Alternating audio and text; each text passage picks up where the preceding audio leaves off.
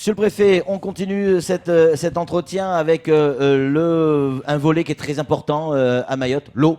Alors, on sait que là, prochainement, il va y avoir une conférence de presse, il va y avoir des choses qui vont être dites, on y sera forcément, mais c'est quand même un souci qui ne date pas d'hier, monsieur le préfet. Ce qu'on nous explique aujourd'hui, pour l'instant, c'est la même chose qu'il y a 2 ans et demi, qu'il y a 3 ans. Et on a le sentiment d'être au même point. On est tous d'accord là-dessus qu'on va droit vers la sécheresse. Moi, je ne dirais pas ça. On est au début du mois de novembre, on est donc encore on est à la fin de la saison sèche. Les pronostics qu'on a connus jusqu'à présent ne sont pas alarmistes, même s'ils ne sont pas tout à fait rassurants. C'est la raison pour laquelle, d'ailleurs, moi j'ai souhaité qu'on s'intéresse un peu au sujet depuis 6 semaines. Je vous rappelle que depuis 6 semaines se tient une commission de l'eau, toutes les semaines, où on fait le point sur les choses et on regarde comment on peut piloter on est en gestion de crise, quoi. Voilà, on va le dire comme ça. Sinon, l'État, évidemment, n'a rien à faire sur l'eau, hein, je le rappelle. L'État n'est pas compétent sur l'eau ni sur l'assainissement. Sauf si à un moment donné on manque d'eau, c'est l'État qui va devoir trouver les solutions. C'est pour cette à une époque, on a même parlé de tanker. Alors, bon. Oui, c'est vrai. Alors, ça existait sur le même plateau. Des préfets l'ont dit. Très bien, mais pourquoi pas. Moi, aujourd'hui, j'essaie d'anticiper la situation. Je travaille avec le SIAM et au risque de vous surprendre, je vais vous dire. Moi, je pense que le SIAM doit vivre. Je pense que le SIAM doit exercer sa compétence. Alors pourquoi vous lui retirez des compétences ? Je ne veux rien lui retirer du tout. Je ne veux rien lui retirer du tout. J'ai lu, comme tout le monde, le rapport de la Chambre régionale des comptes.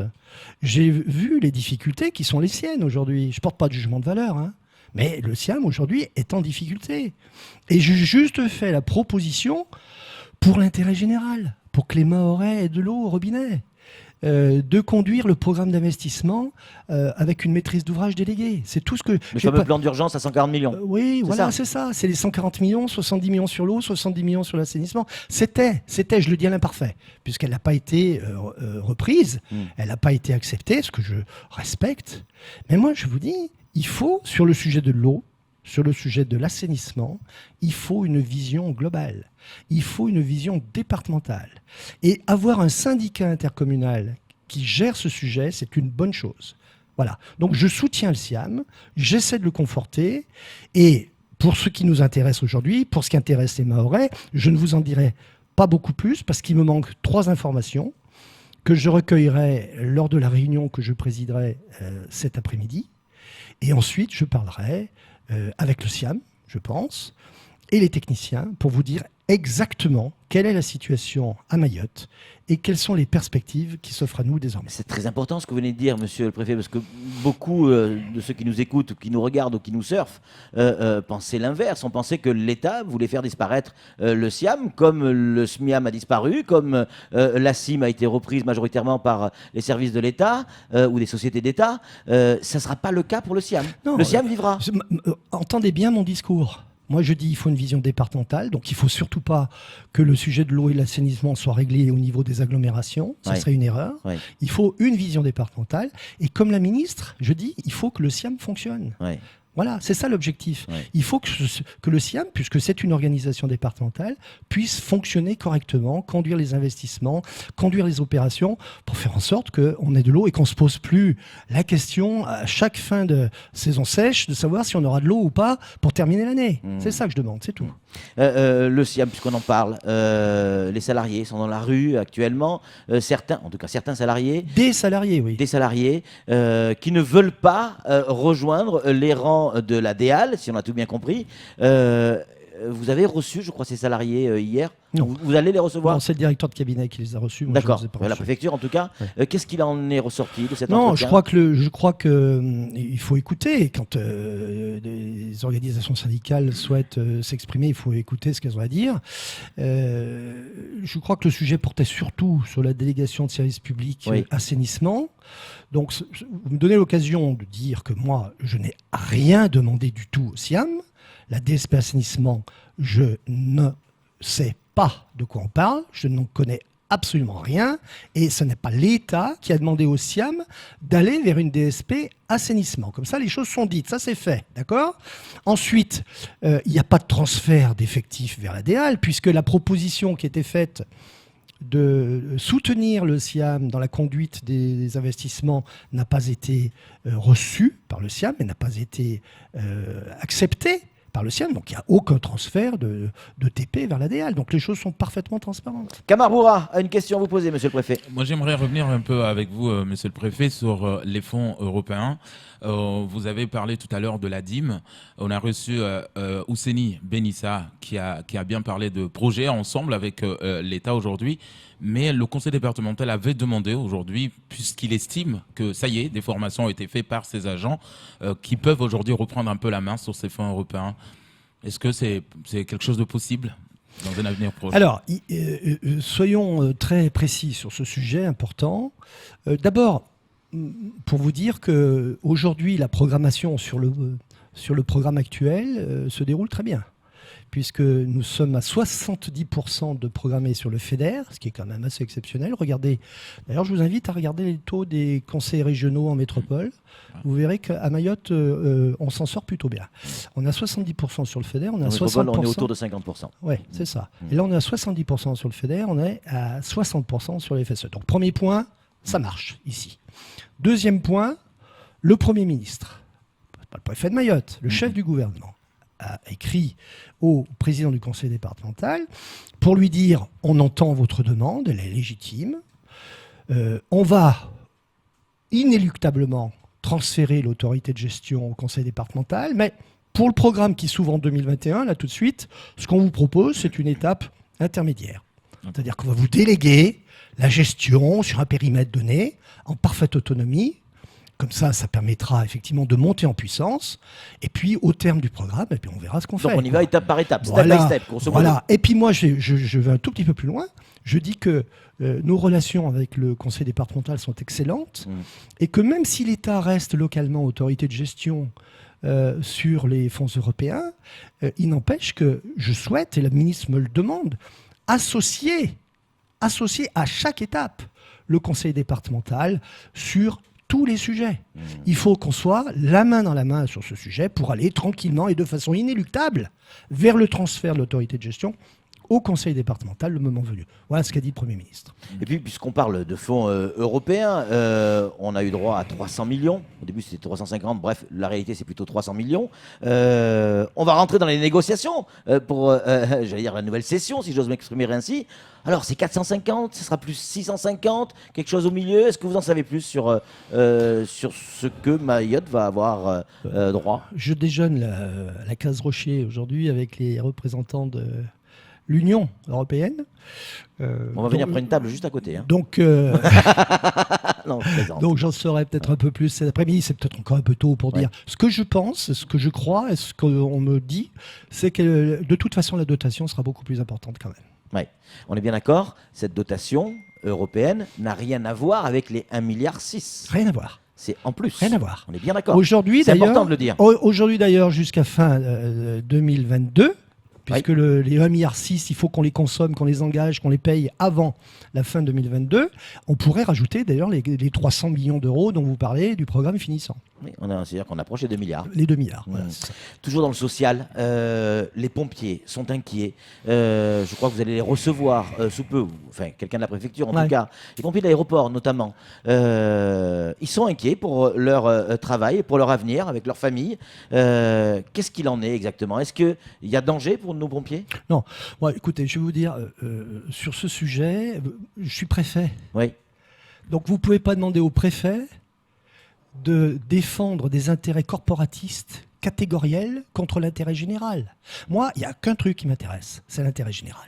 Et l'intérêt général, c'est quoi sur cette affaire? L'intérêt général, c'est la sécurité et la sûreté des vols à l'aéroport de Dzaoudzi. Mais jusqu'à maintenant, ça s'est très bien passé. Ça s'est très bien passé. Oui. Voilà, peut-être, sans doute. Mais moi, mon seul objectif, c'est la sécurité des Mahorais lorsqu'ils prennent l'avion ou lorsqu'ils atterrissent ici.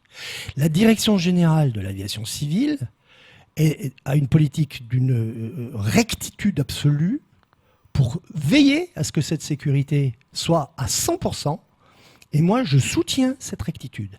Après, le reste, c'est une affaire de discussion entre le délégataire et le SDIS. C'est pas l'affaire du préfet. Le préfet, lui, il regarde la sécurité, l'intérêt général. Or, l'État dit souvent que l'aéroport de Mayotte, en termes de sécurité, notamment pour les pompiers, coûte 2 fois, voire 2 fois et demi plus cher qu'un aéroport en métropole. Et qu'il faut arriver à rentrer dans la norme. Bah, c'est vrai que ça a un impact sur le prix du billet. Ouais. Si vous voulez qu'on travaille le prix du billet de façon à ce que les Mahorais payent un petit peu moins cher le vol pour Paris, il faut travailler sur tous les champs. Il faut amener d'autres compagnies aériennes pour créer de la concurrence. Il faut rationaliser l'exploitation de l'aéroport. Il faut gagner sur tout. Surtout, on est d'accord. Bon, après, est-ce qu'il faut que ce soit des pompiers ou pas des pompiers? Qu'est-ce qu'on regarde là? On regarde quoi? Alors, qu'est-ce qu'on regarde? On va regarder ce qui se fait ailleurs. Est-ce que les sapeurs-pompiers sont présents ailleurs sur les autres plateformes aéroportuaires? Vous connaissez la réponse? Vous la connaissez la réponse? Allez-y. C'est non. Ouais. Voilà. Camar, une question. Moi, j'aimerais revenir également sur l'opération Shikanja. Aujourd'hui, monsieur le préfet, on avait reçu le sous-préfet, Kordonkiv, qui nous disait il y a un objectif aujourd'hui de 25 000 reconduites l'année. Mais le sentiment de la population estime que oui, on voit les actions, on voit aujourd'hui les contrôles, on voit qu'il y a des changements. Sauf que ça, c'est les reconduites, mais on ne parle pas des entrées, monsieur le préfet. Absolument, vous avez raison. Ce qu'il faut, c'est qu'on arrive à équilibrer les éloignements et les entrées illégales sur le territoire national. C'est ça l'objectif, c'est pas 25 000. Oui. L'objectif, c'est ça. C'est que tous ceux qui entrent puissent ressortir, pour le dire simplement. Aujourd'hui, on est pratiquement à 25 000 éloignements. L'année dernière, on était très très bas. Mais c'est normal, puisque l'année dernière, la préfecture a été bloquée pendant 3 mois. Donc effectivement, on n'a pas pu procéder aux éloignements comme on le fait aujourd'hui. Donc prenons en référence l'année 2017. C'est la bonne année de référence. On était à 13 000, 14 000. Cette année, on va franchir les 25 000. L'année prochaine, je ferai tout pour qu'on progresse encore de quelques pourcents. Et ainsi de suite. Ça veut dire que l'estimation qu'on fait, compte tenu des Kwassa, qui beach, etc., c'est qu'il entre, en gros, à Mayotte, chaque année, de façon illégale, entre 22 000 et 26 27 000 personnes. Ça veut dire quoi? Vous êtes en train de nous dire qu'on est en train d'équilibrer? Ça veut dire qu'on est sur la voie, effectivement, de l'équilibre. C'est-à-dire qu'on ne prend plus d'illégaux nouveaux, en quelque sorte. Ou alors on les prend et on les éloigne tout de suite après. Et ils reviennent. Je vais vous dire, on peut faire tous les discours qu'on veut sur le sujet. Et en plus, les discours, ils sont faciles à tenir. Ça reste des mots. Regardons les faits. 25 000 éloignements. Et il y a un truc qui s'est passé là, que personne n'a relevé. Peut-être vous, je ne sais pas. Allez-y. Il y a 10 jours. Ça faisait 10 ans que ça ne s'était pas produit. Il n'y a pas eu une seule naissance à la maternité. Si, j'en Vous l'avez dit? J'en ai parlé. Bah, vous êtes de bons journalistes. Non, mais ça, c'est quand même un marqueur. Ouais. J'en ai parlé. Vrai. Donc, ça veut dire, monsieur le préfet, qu'on ne peut pas tout simplement arrêter les entrées. C'est impossible. Mais je me suis exprimé déjà sur le sujet. Quand vous avez un produit intérieur brut par habitant qui s'élève à 850 € aux Comores, disons les noms, qui s'élève à 450 € par habitant à Madagascar, et qui s'élève à 9 700 €, 3 fois moins que la moyenne nationale, à Mayotte, vous comprenez le sujet, je veux dire. Quand les gens d'Anjouan regardent Mayotte le soir, parce qu'Anjouan n'est pas électrifié, bah, ils voient Mayotte qui brille comme un diamant dans cette région de l'océan Indien. Donc humainement, moi je suis représentant de l'État ici, donc moi je fais respecter la loi. On n'entre pas sur le territoire national sans y être autorisé. Mais je comprends le phénomène. Donc il faut combattre ce phénomène. Et c'est ce que nous faisons. Ouais, les moyens pour combattre ce phénomène. Rappelez-vous, on nous avait dit les drones, il va y avoir des drones, il va y avoir des bateaux dans chaque passe, on va mettre des militaires sur Msamboro. Et ça, c'est pas encore arrivé tout ça. Non, attendez. Si vous faites le tour du récif corallien qui entoure Mayotte, ça correspond à la distance entre Bordeaux et Toulouse. Ah, vous voyez là, vous avez pris la mesure du sujet là peut-être. Ça correspond à la distance entre Bordeaux et Toulouse. Vous connaissez la France métropolitaine, vous savez les 2 heures de route qu'il vous faudra pour parcourir Bordeaux-Toulouse. Donc vous voulez que sur cette distance entre Bordeaux et Toulouse, on ait des moyens physiques pour empêcher un Kwassa qui fait 1 mètre de large de passer? Est-ce que vous intellectuellement, est-ce que vous pensez que c'est la bonne solution? Non, évidemment non. Et ceux qui disent le contraire, Ils sont de mauvaise foi. pas de mauvaise foi, mais essaient de manipuler l'opinion. Moi, je m'adresse aux Mahorais comme à une opinion mature qui est capable de réfléchir et de comprendre le sujet. Il faut être beaucoup plus tactique, il faut être beaucoup plus stratégique, il faut faire ce qu'on a fait. Avant, les bateaux, ils étaient à Dzaoudzi, il y avait des veilleurs que dès qu'un bateau démarrait son moteur, passait un coup de fil, il n'y a plus un beachage qui arrivait, c'était fini. Et puis dès que les bateaux revenaient au port, ça arrivait, ça beachait de partout. Et dans les stratégies et le côté tactique, certains disent que arrêtons de mettre en place des aspirateurs à immigration. On parle d'école, on parle d'eau potable, on parle de soins, on parle... Pour beaucoup, certains estiment que tout ça sont des aspirateurs à immigration. Ah, donc on va couper l'eau, on va fermer c'est une les question. écoles. Non, C'est une question. non. Les gens ils viennent pour le confort de vie, pour l'école, pour la santé. Mais moi, je vais vous dire, on va mettre en place des choses Bien sûr. qui seront bien plus efficaces. Moi, je vais pas le faire tout de suite parce que je vais attendre les élections municipales, voir les maires qui sont réélus, voir les équipes qui sont renouvelées, et je veux travailler avec les maires et le conseil départemental sur ce sujet. Mais il faut, monsieur Patrick Millon, que nous nous attaquions une bonne fois pour toutes au marché informel. Voulez-vous que je vous dise comment vivent les gens qui sont en situation irrégulière? Vous le savez. On a des vols. Moi, je suis au contact des agriculteurs qui sont déclarés, qui payent leurs impôts, qui élèvent leurs bêtes dans la difficulté. Moi, j'étais avec une agricultrice l'autre jour sur le terrain qui me disait que sur ces 1000 mètres carrés de manioc, elle est arrivée un matin, il y en a 500 qui étaient arrachés. Où est-ce qu'ils vont, à votre avis, ces maniocs? Au marché. Ils vont au marché. Donc, Au marché, dans les brochettis. mettons le paquet sur les marchés informels, ensemble, pas l'État tout seul. Mayotte, si vraiment Mayotte veut régler le problème, il faut qu'on soit ensemble. c'est vrai, monsieur le préfet. Mais pour venir ici, vous avez dû enjamber un certain nombre d'étalages en sortant de la barge ou du bateau. Pour venir jusqu'ici, enjamber un certain nombre d'étalages qui, eux, sont dans la clandestinité. Se battre contre l'économie informelle, est-ce que déjà, c'est pas devant chez nous, devant notre porte? Vitrine de Mayotte, la vente à la On sauce. sort de la barge, c'est devant nous. Vous avez raison. Vous avez tout à fait raison. Je suis complètement d'accord avec vous. C'est pour ça qu'il faut des arrêtés municipaux qui interdisent les marchés informels, la vente sur l'espace public, pour qu'on puisse y aller Ça, c'est du autrement. ressort des mairies. C'est pour ça que je veux travailler avec Ouais, les maires. On ne peut pas le faire avant les élections municipales. Je suis désolé, c'est pas que je cherche à fuir mes responsabilités. Mes responsabilités, je les assume et je les assume, je l'espère, autant que je le peux. Et quelquefois, j'assume même celles des autres. Mais il faut trouver le bon créneau. Tout ça est vu, le cap est pris et le tempo sera donné. Mais on s'attaquera au marché informel. Sur les 1,6 milliard qui sont à notre disposition, est-ce qu'on a déjà une idée précise de la manière dont ils vont être consommés? Parce que 2022, c'est demain. 2 chiffres. Ouais. On a fait 2 comités de programmation avec le conseil départemental et les maires depuis le début de l'année 2019. J'en ai fait un il y a 3-4 semaines.